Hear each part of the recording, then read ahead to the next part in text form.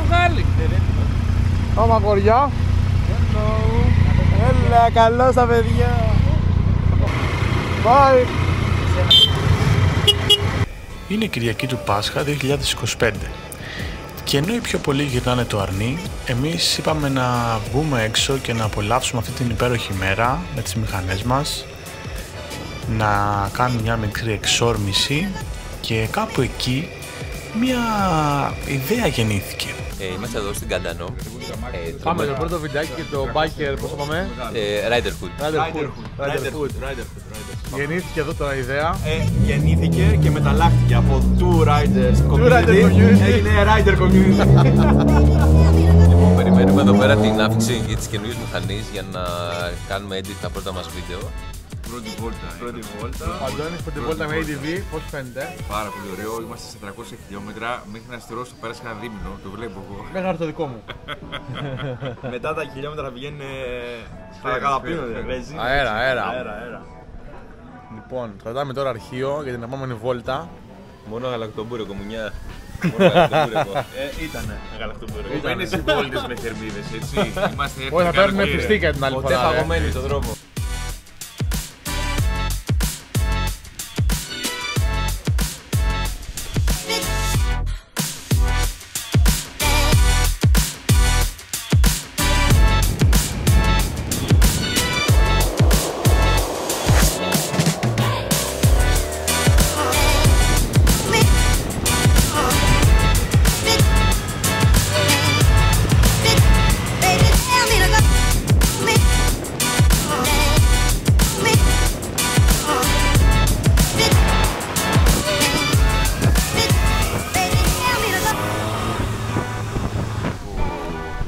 Λοιπόν, γράφω. Ήταν πάρα πολύ ωραία η προετοιμασία. Η ιδέα μας τώρα θα αρχίσει να υλοποιείται σιγά σιγά. Ήταν η πρώτη δοκιμαστική. Ναι, δοκιμαστική, test, drives για Πώς πάμε το κανάλι? Riderhood. Εμένα πιάστηκε ο κόλος μου, δεν ξέρω για εσάς. Πιάστηκε ο κόλος σου με το... εδώ με το Honda. Ρε φίλε, έχουν σχολιάσει πολλοί, σου είπα για τη Σέλα, ότι αυτή είναι σκληρή και ότι με την Comfort πας άνετα ταξίδια χιλιόμετρα. Ήτανε μωρέ. Εμένα όχι το... όχι, εμένα είναι. Ωραίο, έχει ωραίο κάθισμα. Η Σέλα είναι τζέλη η ανατομική, Η ανατομική. Όχι, αυτό είναι πάρα πολύ μαλακό.